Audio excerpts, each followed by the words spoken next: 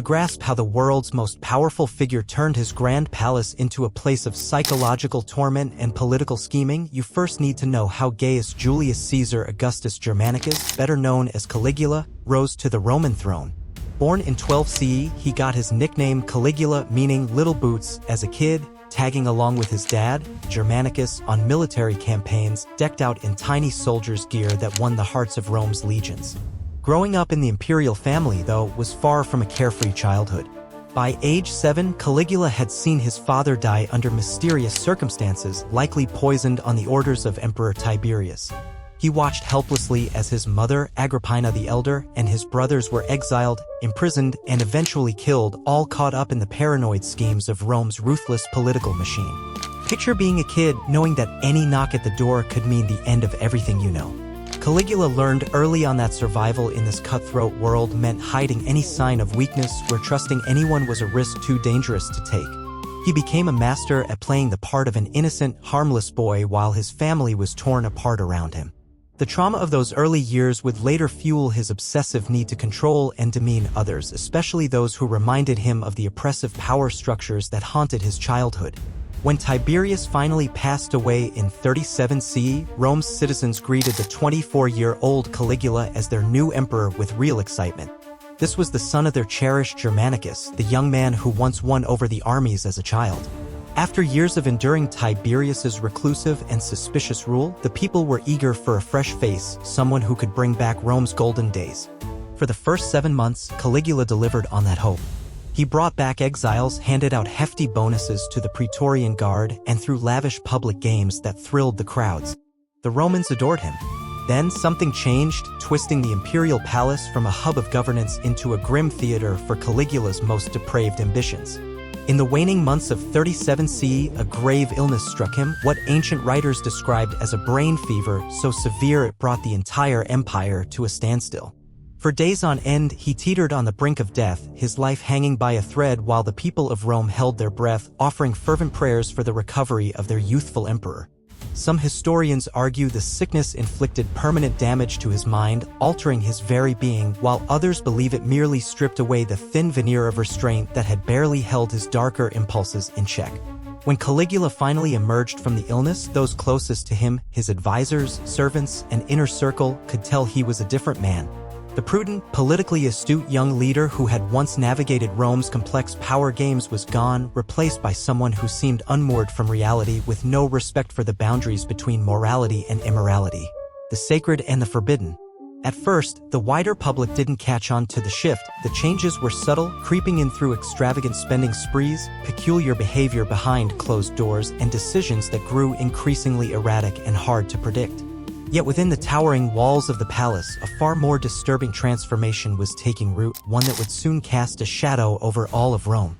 While hovering on the edge of death, Caligula stumbled upon a heady revelation. As emperor, he wielded absolute power over every soul in Rome, with no one able to stand in his way. This intoxicating realization that his authority was boundless reshaped his view of the world and set the stage for his reign of terror. The palace staff, those loyal servants who had faithfully served the imperial family for years, were the first to bear the brunt of this change. Men and women who had dedicated their lives to the Julio-Claudian dynasty suddenly found themselves facing bizarre, capricious demands, expected to obey the emperor's every fleeting whim without question. He began to wield his authority like a weapon, using cunning psychological tactics to instill fear and assert total dominance over everyone in his orbit, from the lowliest attendant to the most trusted advisor. Caligula's cruel methods didn't stop with the palace servants. They reached out to ensnare Rome's most powerful figures. He would call senators and other high-ranking officials to private audiences, presenting these meetings as routine discussions about political strategies or family affairs. But these gatherings were nothing more than carefully laid traps, designed to probe loyalty and break the spirits of those who attended. Failing to comply with the emperor's increasingly erratic demands could unleash catastrophic consequences, not just for the individual who dared to falter, but for their entire family, whose futures hung in the balance. His tactics were meticulously crafted to humiliate and degrade, ensuring that even the most influential men in Rome were constantly reminded of their utter powerlessness before the emperor's will, their pride ground down under his unrelenting authority. What made Caligula's transformation of the imperial palace so utterly chilling was his deliberate and methodical use of fear to unravel the very foundations of Rome's social order. He deployed terror with the precision of a surgeon's blade, systematically dismantling the established hierarchy by targeting the empire's most respected and revered citizens. He knew that forcing these proud figures, men who embodied Rome's traditions and values, to bow to his every caprice would crush their spirits far more effectively than any physical punishment could ever achieve. By stripping away their dignity and reducing them to mere pawns in his twisted game, Caligula sought to obliterate their sense of self, leaving them broken in ways that no whip, chain, or blade could ever replicate, their once proud identities shattered under the weight of his relentless domination. The emperor began throwing lavish dinner parties that, at first glance, seemed like the usual gatherings of Rome's elite, filled with wine and polite conversation. But these events quickly morphed into grim showcases of his absolute authority, designed to remind everyone of his unchallenged power. He would invite senators along with their families, putting on a charming act to maintain the illusion of a refined, civilized evening. As the night progressed, however, Caligula's true intentions surfaced, and he would issue demands meant to humiliate, delivered with a casual cruelty that made them all the more sinister. "Senator Marcus," he might say, his voice light and offhand, as if asking for another pour of wine. "Prove your loyalty to your emperor right now." The senator would sit there, paralyzed, fully aware that any hint of defiance could bring ruin not just to himself but to his entire family. The emotional devastation these encounters inflicted was profound. Trust within families was shattered, their pride ground into dust, and noble Roman bloodlines, once the backbone of the empire's honor, were reduced to mere pieces in Caligula's twisted game of power. The psychological scars ran deep, eroding the bonds that held these families together and leaving them as shadows of their former selves. Caligula took a perverse delight in forcing senators to witness their own degradation, orchestrating scenarios that rubbed their powerlessness in their faces. He carefully planned events to ensure Rome's elite were constantly reminded of their subservience, leaving no doubt about who held the reins. The sprawling imperial palace on the Palatine Hill was transformed to serve his increasingly theatrical displays of dominance, restructured to amplify his control. He commissioned the construction of specialized chambers designed for public spectacles, engineered to ensure every eye was fixed on his performances of power. Archaeological fragments from the period reveal rooms where traditional furniture was replaced with layouts crafted to highlight these humiliating spectacles, ensuring no one could turn away from the emperor's cruel theater. The emperor's private quarters became a particular source of dread for those in the palace. Unlike the secluded chambers of past emperors, Caligula's were designed to allow audiences to watch his displays of dominance. He seemed to revel in the act of being observed as much as in the acts themselves, treating his authority as a public spectacle. Caligula also set up a system within the palace that forced Rome's elite to comply with his demands. Those who had lost his favor were especially vulnerable, compelled to participate in ways that stripped away their dignity. The emperor often took charge of these events himself, directing them like a stage manager running a twisted play. His manipulation even reached Rome's sacred religious and political ceremonies. Rituals once carried out with solemn respect were warped into opportunities for humiliation. During formal Senate meetings, Caligula would make demands that disrupted the dignity of governance, ensuring that Rome's most critical decisions were made under a shadow of fear. Sacred rituals got twisted under Caligula's rule. He proclaimed himself a god and insisted that ceremonies showcase his divine power, turning holy traditions into stage shows for his dominance. His weddings became infamous spectacles. Caligula cycled through marriages and divorces in a matter of days, using each ceremony to flex his control over the families caught up in them, publicly stripping away their pride. His schemes weren't just about personal thrills. They became a kind of economic and political warfare against Rome's richest families. He'd zero in on prominent citizens, demanding their obedience to secure their family's safety or wealth, forcing them into gut-wrenching choices between survival and disgrace. Invitations to private meetings with the emperor landed in their hands, but everyone knew declining could cost them everything. Caligula set up a rigid system where wealth and status dictated what he demanded. High-ranking families had to make sacrifices to keep their place in society, with their compliance tied directly to their social and financial standing. No room for bargaining, just a raw display of his unchecked power. Those who dared to push back faced brutal consequences. Some were shamed in front of crowds at grand events. Others lost their wealth and rank entirely. The emperor's message was unmistakable. No one, no matter their lineage or position, was out of his reach. The toll on those dragged into Caligula's games was crushing and lingered for years. These were people raised on the strict honor codes of Rome's aristocracy, taught that their dignity was everything. Being turned into pawns in his power plays left scars deeper than any physical wound. They faced impossible dilemmas: preserve their pride or protect their families, driving many into despair. Some tried to dodge his demands, but Caligula was ready for defiance.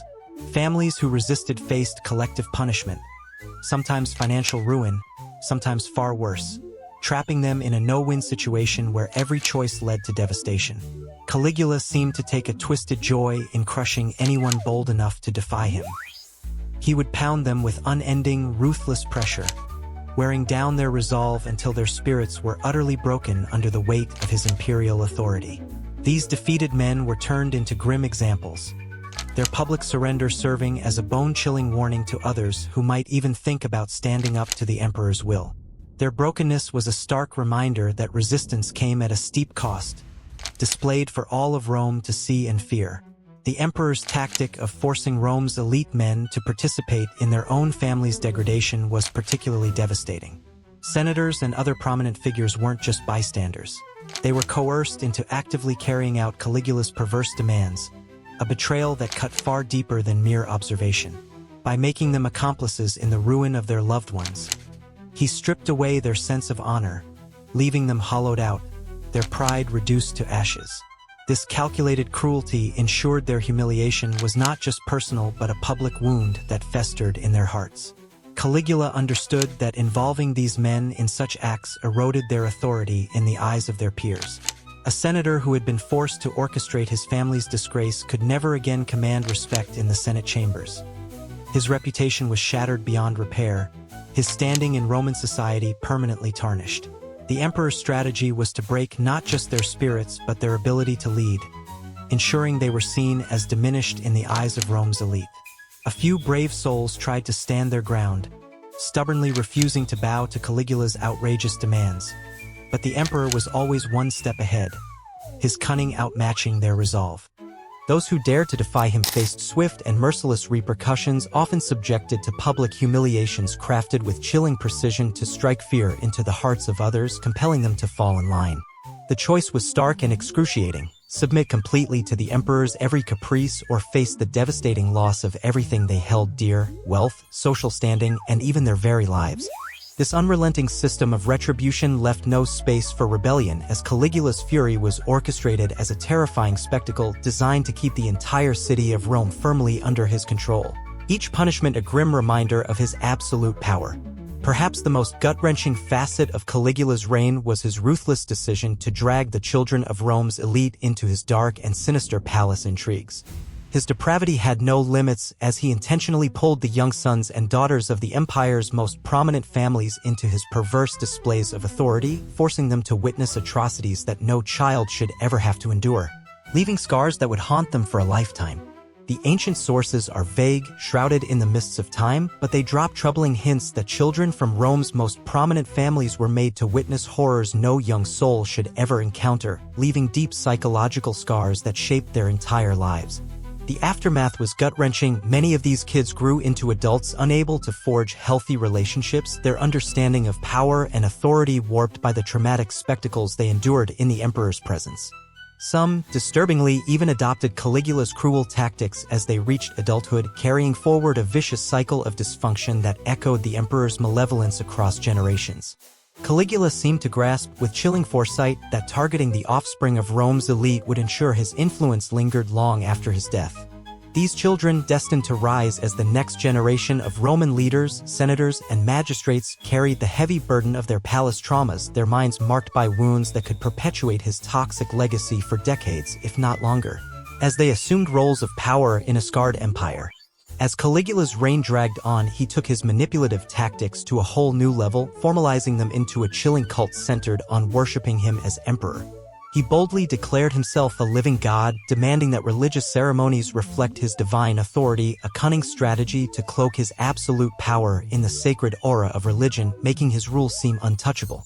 Within the sprawling palace complex on the Palatine Hill, he ordered the construction of temples dedicated to his supposed divinity, where attendance at these rituals was non-negotiable for anyone hoping to stay in his favor or simply avoid his wrath. These weren't just places of worship, they were stages for Caligula to showcase his godlike control, where every participant was forced to play a role in his grand spectacle. He meticulously designed intricate protocols for these rituals, turning them into elaborate tests of loyalty that left no room for hesitation. Participation wasn't optional, it was an act of devotion demanded of every soul who crossed the palace threshold, from senators to servants. This religious framework was a masterstroke, allowing Caligula to present his most outrageous demands as holy obligations, masking his personal whims as divine will. By wrapping his commands in the trappings of sacred duty, he ensured that defiance wasn't just rebellion against the emperor, it was blasphemy against a god.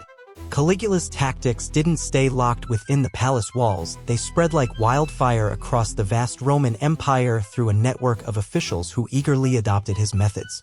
Provincial governors, military commanders, and other imperial representatives were pressured to mirror the emperor's playbook, weaving a sprawling web of fear and control that reached every corner of Rome's domain.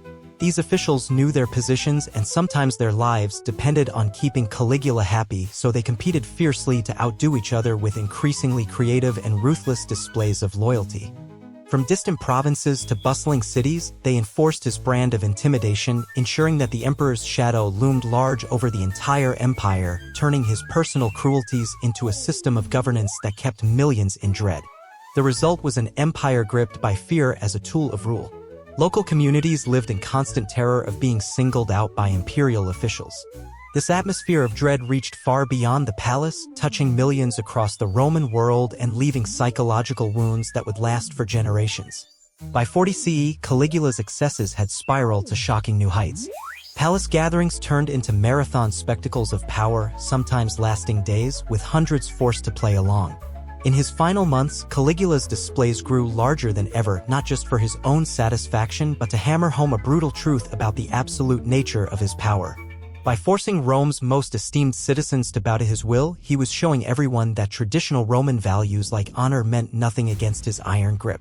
The tipping point came when he declared his intention to make his twisted practices the empire's official religion, demanding every citizen prove their loyalty by taking part.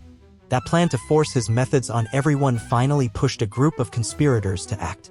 On January 24, 41 CE, members of the Praetorian Guard stabbed Caligula to death in the shadowy tunnels beneath his own palace.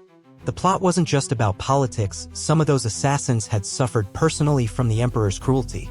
When Claudius took over as emperor, he inherited the massive challenge of cleaning up the mess Caligula left behind. The palace was filled with physical proof of the emperor's crimes, chambers built for intimidation, documents used to blackmail Rome's elite families. Most of this evidence was quietly gotten rid of, not to honor Caligula but to spare his victims and their families from further shame. The rooms where terror had unfolded were either sealed off or remodeled, as if the new regime wanted to wipe away the physical traces of those dark days. The cover-up didn't stop there, it reached the historical records too. Ancient historians wrote about Caligula's actions but used vague, coded language that hid the full scope of the damage. For many victims and their families, this discretion was a relief, since detailed accounts would only prolong their pain. The saddest part of Caligula's reign was how it silenced those he hurt. Rome's obsession with honor and family reputation made it impossible for survivors to speak out without ruining their social standing. They faced a society quick to judge them no matter the circumstances. That silence meant many never got justice or even acknowledgement of what they'd been through. The new leadership prioritized stabilizing the empire over addressing past wrongs, leaving survivors to deal with their trauma alone. The horrors of Caligula's palace rippled far beyond his short 4-year rule. The psychological wounds inflicted on Rome's elite sparked patterns of dysfunction that carried on for generations. Kids who saw or endured the emperor's actions grew up with warped views of power and relationships. Some continued those toxic patterns, while others were left vulnerable to further abuse. The families who made it through Caligula's reign were forever changed. Trust was broken, bonds shattered, and the Roman aristocracy's social fabric was torn apart by the relentless humiliation of its key figures.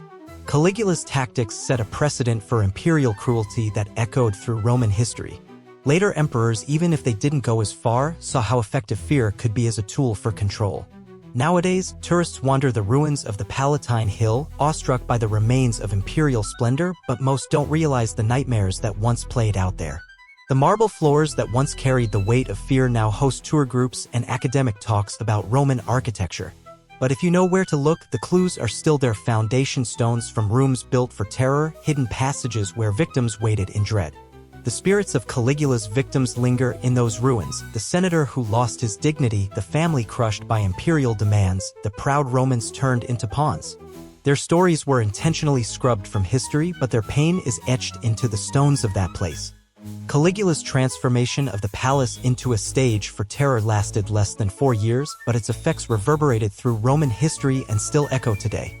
His crimes are a stark reminder that power, when abused, becomes a weapon for those hungry to dominate, and even the grandest civilizations can be corrupted by someone who ignores all boundaries. The palace may be in ruins now, but its lessons stick around. The systematic targeting of the vulnerable by those in charge isn't just some ancient horror story, it's a pattern that shows up whenever power goes unchecked. The only difference between Caligula's time and today is the scale and the records. The way power and control work hasn't changed much over the centuries. In the end, the emperor who made his palace a theater of fear left behind more than broken families and political turmoil. He crafted a blueprint for tyranny that despots have studied ever since. His legacy isn't carved in marble or cast in bronze, it's written in the psychological scars passed down through generations, a warning that the worst crimes don't just destroy lives but crush spirits.